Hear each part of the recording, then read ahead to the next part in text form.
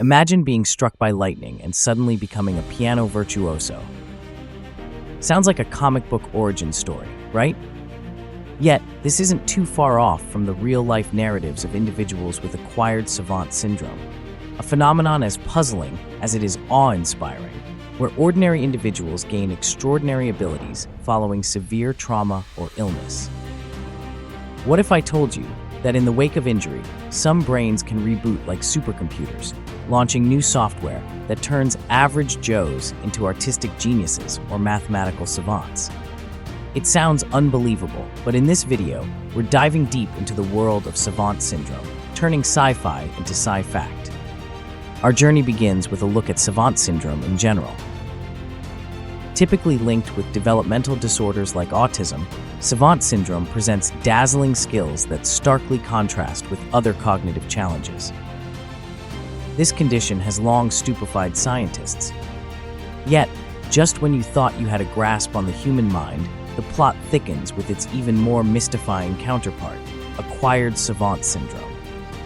Here, individuals who have lived most of their lives with typical neurological function suddenly develop savant skills after a traumatic incident. Take the remarkable story of Derek Amato.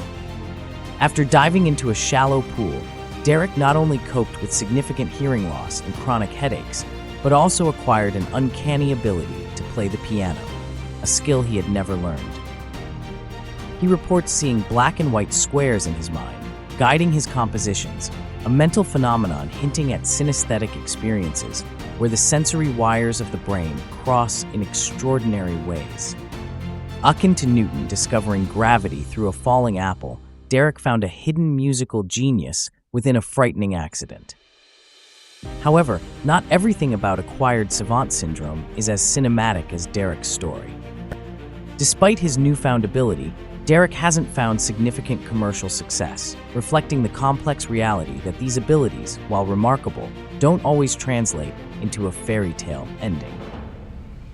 This ties into the lack of understanding about how these abilities come to be.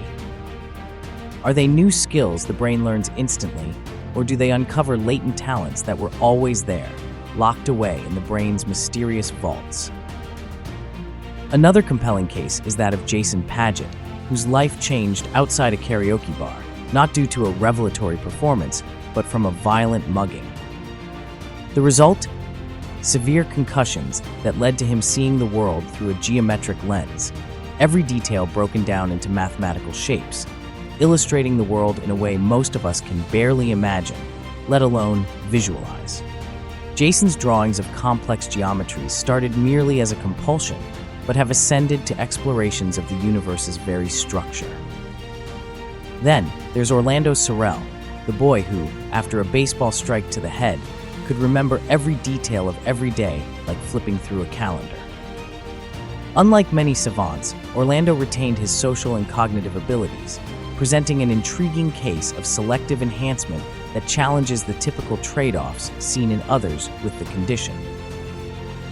We also delve into the profound story of Alonzo Clemens, who after a severe brain injury in childhood, developed an astonishing talent for sculpting animals with striking accuracy and emotion despite significant cognitive impairments.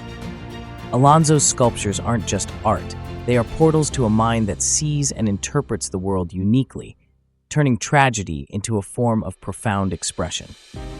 Finally, Patrick Farberg's life was turned upside down, not by an accident he had, but within moments of a misfiring camera boom at a music event. Waking to a transformed cognitive landscape, his urge to paint became insatiable, pouring abstract visions onto canvas that commanded the attention of the art world. What binds these stories is not just the emergence of raw talent, but the revelation that our brain holds potentials beyond what we can fathom. The scientific exploration into neuroplasticity, the brain's ability to reorganize itself by forming new neural connections, provides a glimpse into understanding these phenomena. It suggests that perhaps these extraordinary abilities aren't new, but are existing skills our brains normally don't access. However, for all its promise, acquired savant syndrome also poses poignant ethical and philosophical questions. Does the potential for genius within everyone deserve exploration at all costs, especially when triggered by trauma? As we chase the tantalizing possibilities of unlocking the human brain's full capacity, we must also ponder the implications of such pursuits. Bringing us back to the inexhaustible mystery of the human mind, the study of savant syndrome, both developmental and acquired, stands not just as a branch of neurological inquiry, but as a beacon into the latent capabilities within us all. It leaves us pondering one of the most exhilarating questions of all. In the vast, uncharted territories of the brain, what other secrets lie dormant, waiting for the right key to unleash them?